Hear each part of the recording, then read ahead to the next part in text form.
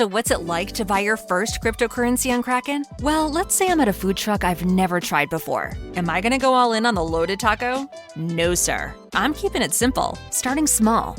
That's trading on Kraken. Pick from over 190 assets and start with the $10 in your pocket. Easy. Go to kraken.com and see what crypto can be. Not investment advice. Crypto trading involves risk of loss. Cryptocurrency services are provided to U.S. and U.S. territory customers by Payward Interactive Inc., PWI, DBA Kraken. View PWI's disclosures at kraken.com/legal/disclosures. Today on City Cast Madison. It's the Friday News Roundup. This week, I'm joined by City Cast Madison's Rob Thomas, and later a special guest also named Rob. On deck, early in-person voting kicked off Tuesday with a big turnout and some long lines.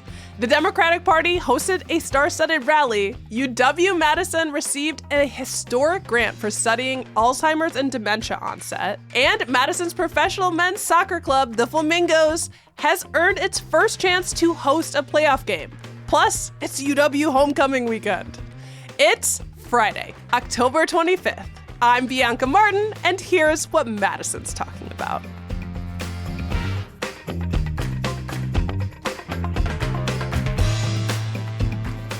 Welcome to the Friday News Roundup. We're in the run-up to what's being called a once-in-a-generation presidential election and major races down the ticket. Madison is tapped in. Joining me to talk about it today is our amazing newsletter editor, Rob Thomas. Rob, hello. How you doing, Bianca? I'm doing really good and anxious and all of the things that are going along with this election. How are you? I'm similarly excited, anxious, optimistic, and sort of can't believe it's almost over. Election day is 11 days away. It feels like we've always been in election season at this point. Yeah, it's this isn't going to last for 3 years like the pandemic. Right. Thank goodness. Yeah. Yeah. But technically election day has already started because in-person absentee voting started in Wisconsin on Tuesday. Yes. And voters showed up on the first day of voting. More than 97,000 voters showed up in person at the polls to turn in their absentee ballots. Wow. It seems like a lot, but then you think that because it's a jump of almost 20,000 from 2020. But then you think about that was during the pandemic, and a lot of people were voting by mail that year. So it's hard to really judge, but it feels like there was a lot of outpouring. I mean, there was definitely reports of long lines at some locations. Which is great. It's a sign of enthusiasm. And there was one, I guess, technical glitch where, I think there's this machine that makes the ballots or the stickers that go on the ballots just couldn't keep up with the demand. So that slowed down for a little while, but then The machines couldn't even keep up? That's right. Yeah, the people were faster than the machines. There was just so much enthusiasm, much more, I think, than election officials anticipated for the first day of in-person absentee voting. Yeah. But I mean, things have changed. It used to be Democrats were just the ones urging their people to vote early, and now Republicans are doing it just as strongly this year. And, you can see how important this is for the campaigns by the number of the big wigs who are coming out to push people to vote. Sometimes ones you wouldn't normally put together. On Tuesday, of course, at the Alliant Energy Center, Barack Obama was there with Tim Walz, the Democratic vice presidential candidate, urging people to vote early. Mm-hmm. And we're going to talk about that. We are. I'm going to let you get into that. But also, then the next day, Young Gravy, the rapper and the UW graduate, was also in Madison. He held a party in the polls event where he did a show at Liquid at noon and then led a parade over to the Memorial Union to get people to vote early. So, you don't normally see Barack Obama and Young Gravy on the same ticket. So this is sort of a key as to how important this is for the campaigns. Yeah. I think I saw him. First of all, he's huge. He's super tall. Oh, is he really? Oh, just from the picture, it looked like he was I should know if you like Young Gravy. I don't really know too much about them, but there's a real concerted effort to get folks out here who can make an impact. Right. And it's interesting because there are all these big splashy events like this, but there's a lot going on behind the scenes with people volunteering and phone banking. While that Obama event was going on Tuesday, I had a Harris Waltz canvasser show up at my door. And I was sort of teasing him, like, why are you here when you're not, Obama's in town. Why aren't you over there? And he was like, this is where the votes are. And he was, his argument was like, that gets people really inspired and motivated.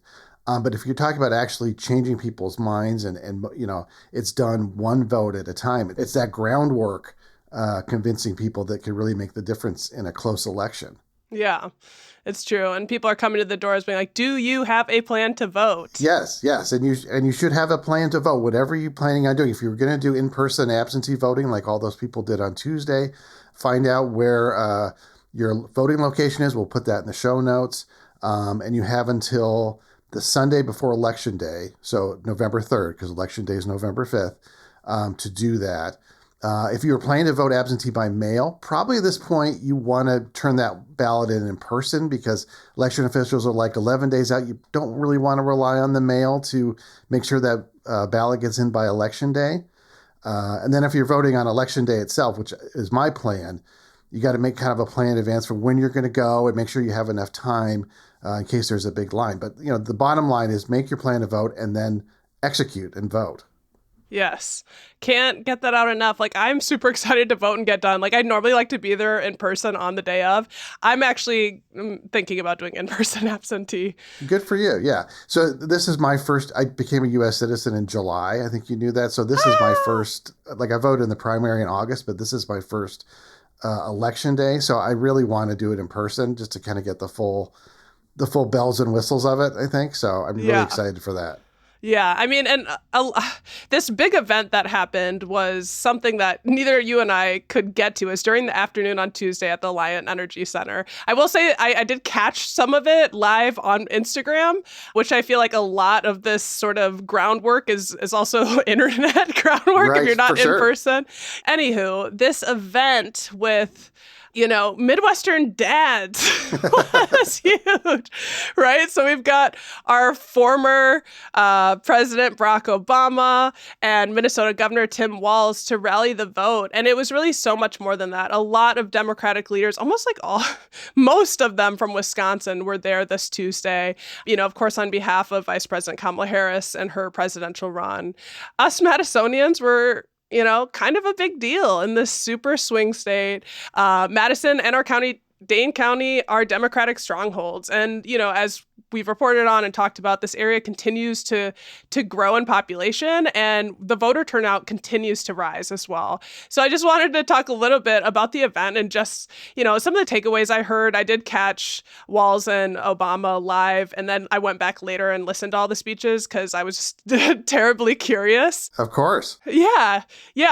Did you get a chance to catch any of them? I didn't know. And I was online. I saw a lot of clips from, I guess, Walz and Obama went to Detroit later that day, and I saw a lot of clips from that, like Eminem was there and stuff, but I didn't see any clips from the Madison event. I ended up going to YouTube, but, I follow a lot of different elected officials, and they did, Instagram Live, so you could tune it to the event, and that's what ended up happening for me.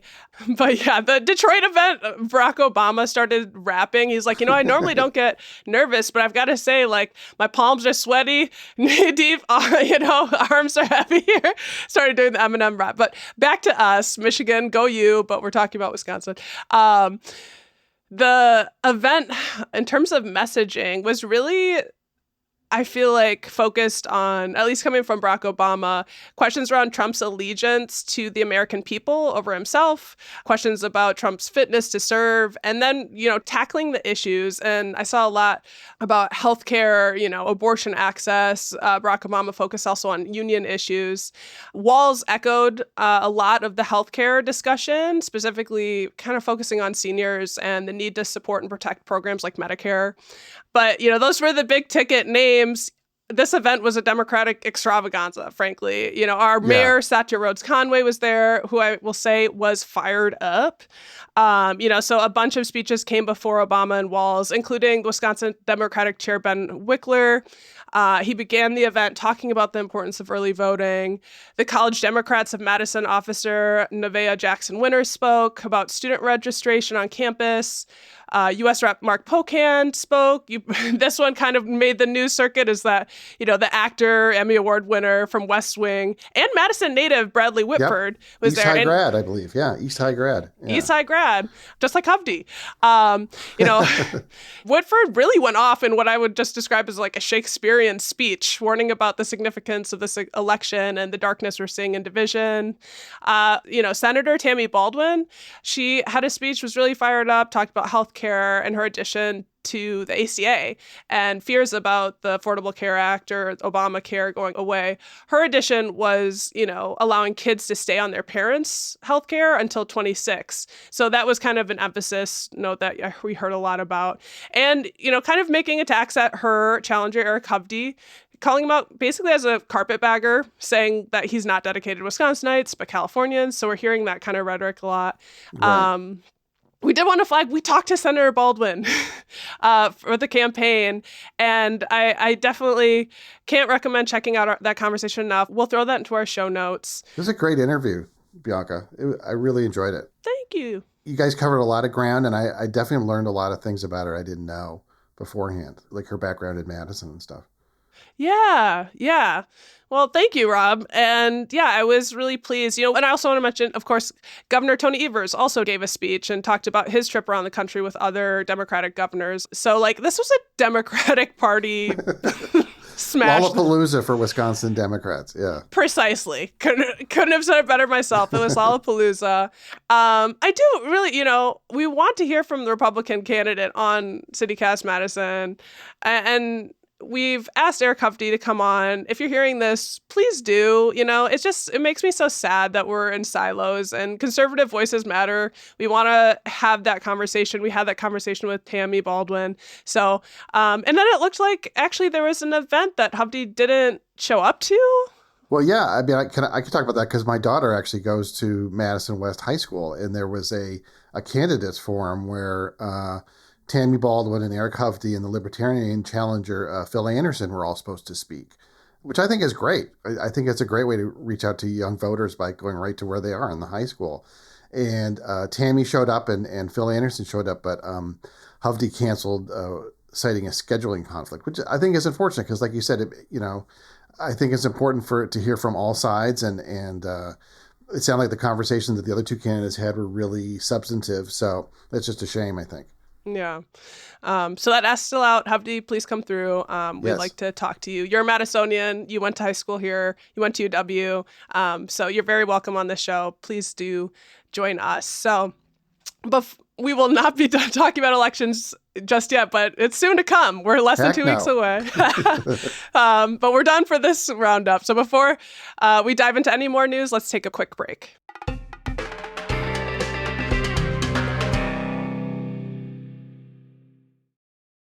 With an hour before boarding, there's only one place to go, the Chase Sapphire Lounge by the club. There, you can recharge before the big adventure. Or enjoy a locally inspired dish. You could recline in a comfy chair to catch up on your favorite show. Or order a craft cocktail at the bar. Whatever you're in the mood for, find the detail that moves you with curated touches at the Chase Sapphire Lounge by the club. Chase, make more of what's yours. Learn more at chase.com/Sapphire Reserve. Cards issued by J.P. Morgan Chase Bank, N.A. member FDIC. Subject to credit approval. Thursday Night Football is on, and it's only on Prime Video. All the way for the touchdown. This week, it's a Halloween treat as the Houston Texans take on the New York Jets. What a catch. Coverage begins at 7 p.m. Eastern with TNF Tonight, presented by Verizon. Not a Prime member? Sign up for a 30-day free trial to stream the game. It's the Texans and the Jets, Thursday at 7, only on Prime Video. Restrictions apply. See Amazon.com/Amazon Prime for details. All right, Rob, we're back. And, I want to shine a light on some amazing news I saw about just brilliant research that's happening at UW-Madison. Let's shine it out. It's about Alzheimer's research. I saw a reporter from Channel 3, Arman Rahman, reported on a groundbreaking national study that's begun at UW into the causes of Alzheimer's and dementia. And as someone whose grandma has dementia, and, it's a challenging thing to watch. It impacts so much. I don't know very many families who don't have that experience.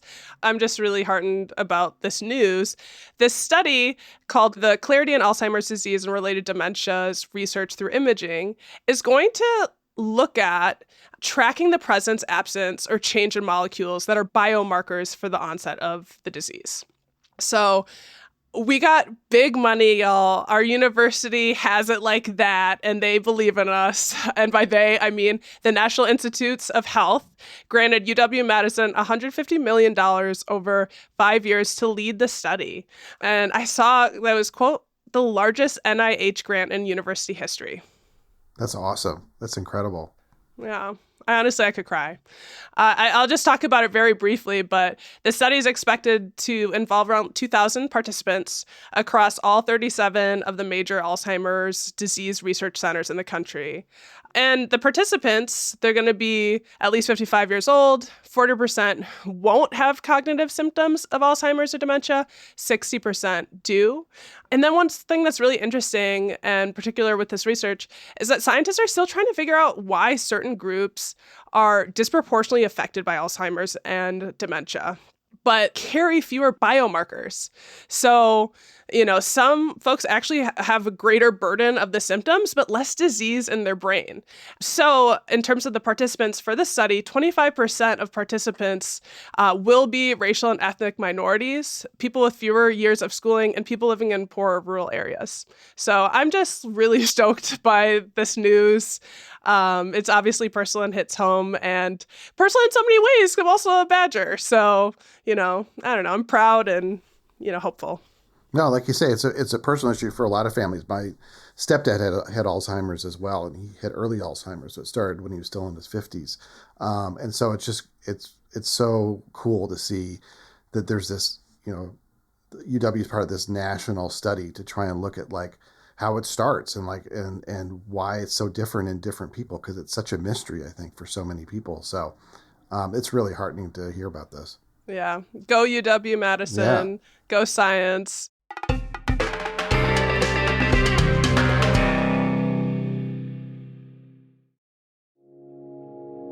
Close your eyes and picture something cheesy and delicious. Something satisfying. Ready in 3.5 minutes. Like a Kraft Mac and Cheese Cup. Available now at a store near you.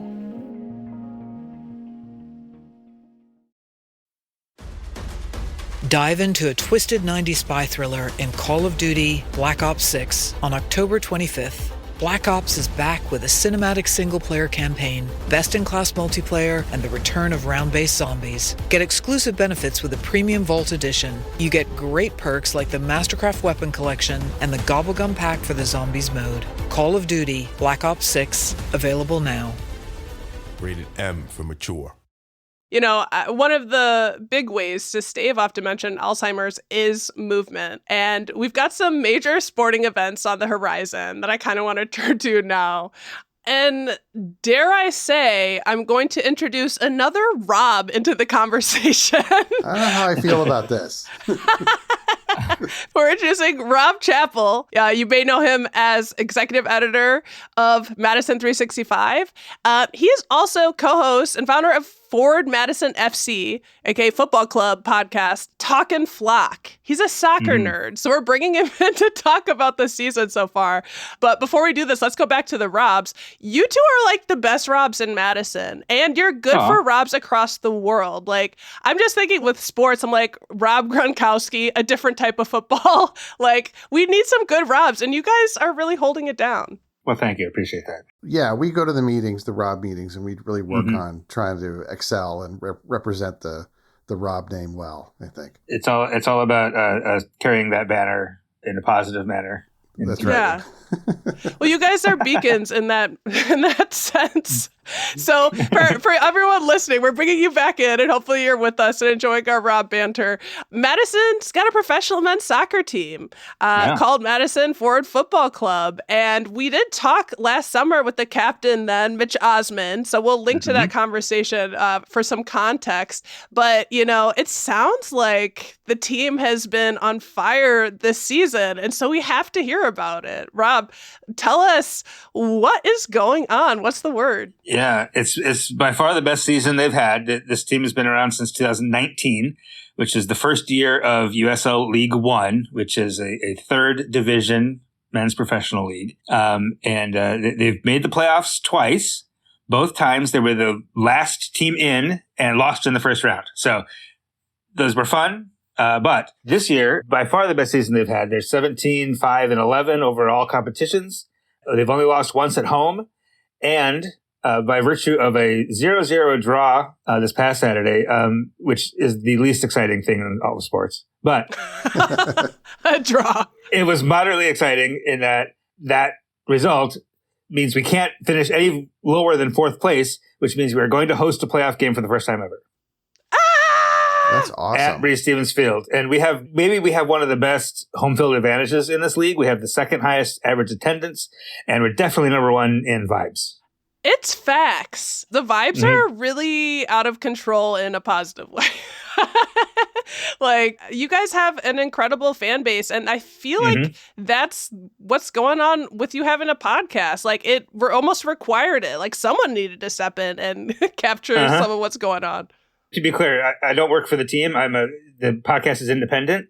I work with them. They're very good about getting access to players and stuff like that. The podcast is independent, but I'm the second longest running podcast in the league, also behind Richmond, because Richmond has been around forever, so they've got a lot of advantages on us. But we signed some pretty big in terms of third division names over the offseason, and a lot of them say they played here as opponents and wanted to come play here as being on our side. Really? Yeah, but just because the crowd is so loud and so energetic and knows the game. They know what's happening in the game. They're paying attention. There's 90 minutes of singing and chanting, and there's drums, and it's just a lot of fun. And a difficult place for opponents to play. Why are we so good this season? Well, the main thing is that we kept most of our lineup from last year, which is rare in the lower divisions. There's a lot of turnover usually. In fact, 2 years ago, we only had 4 guys return from the previous year. This last year we had 12. So over half of the lineup, and that just makes it much more cohesive. Things are just work better in the midfield and on the offense. We also are very, very stingy about giving up goals. Our defense is among the best in the league. It's the same group basically that we had last year. And we don't score a lot. We win a lot of games like 1-0 or 2-1. But we do have the cohesion. And the other thing we have is depth. We have more depth in our lineup that we could actually turn over our whole team, and our B team could beat most A teams in this league. So therefore, we're not running guys into the ground. We're giving guys adequate rest. We're managing minutes, and that has helped a lot. Do you think the fan love does make an impact on the team? Like, I mean, they'll have a home playoff game. Like, do you get the sense from players that they really do feel that, and it does affect how they play? They say that when you ask them, that they'll say it's definitely like the 12th man. It definitely gives us a boost when we're down. Who knows how real that is? But these guys play at a wide variety of stadiums. They play at like community college fields with 800 people there sometimes, and then they come home and it's almost 5,000 people being crazy loud. So it has to make some difference. Whether it actually improves play or not, we don't know. But you see the results. Like, we've only lost once at home this whole season. So nobody else can say that. So I think it does. 5,000 people at Breese Stevens. I have been there. People, Flamingos is, our mascot. There's lots of, I saw pink afro wigs and lots of. So much pink. Yeah. And so this is the first time we're hosting the playoffs. Can you tell us, what's the timeline like for that? And if folks listening, want to enjoy or, maybe catch a game for the first time. Yeah, it's we have one more game left in the regular season, and that will determine our opponent in the playoffs. We know we're hosting on November 2nd, 6 p.m. at Breese Stevens Field. Tickets are on sale. Again, I don't work for the club, so I'm not like shilling tickets, but I would love everybody to come out. We aren't either, to be clear.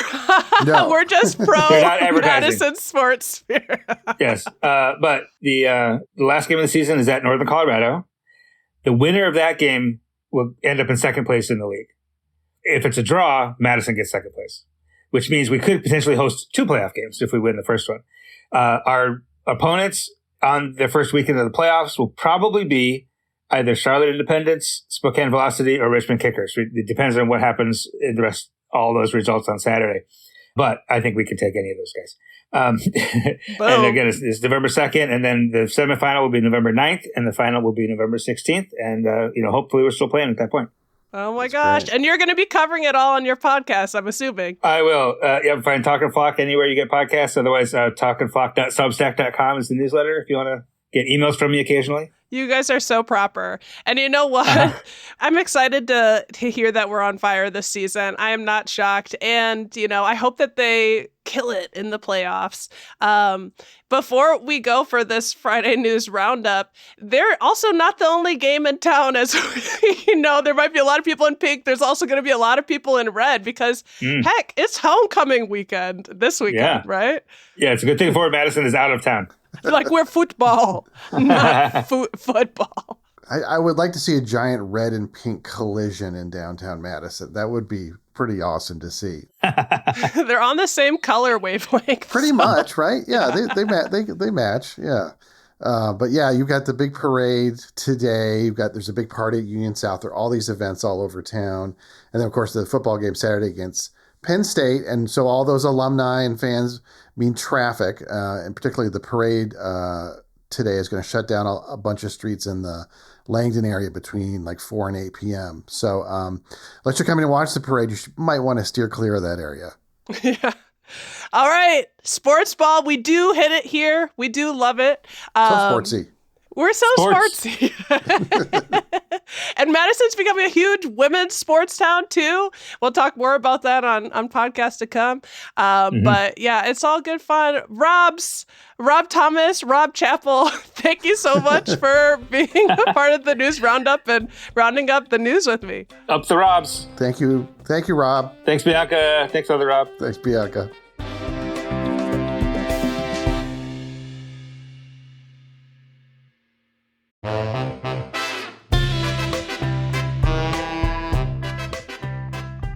That's all for today here on City Cast Madison. I'm Bianca Martin, your host. This week, we're produced by Phil Circus, Lizzie Goldsmith, Molly Stentz, and Selena Saya Reynolds. Haley Sperling is our executive producer. Our theme music is by Carl Christensen. Rob Thomas is our newsletter editor. You can always get more news delivered right to your inbox by subscribing to Madison Minutes.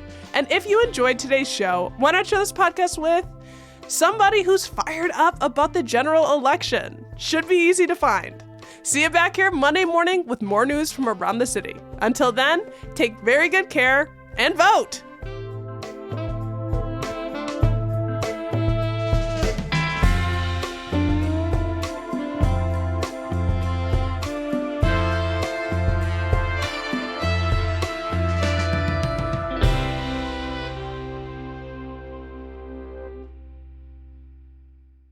How many Robs can we fit into this podcast? Yeah. Two. We're trying good. 2. Okay, that's fair. We're going to have to change it to the Robcast pretty soon. That's right. Robcast.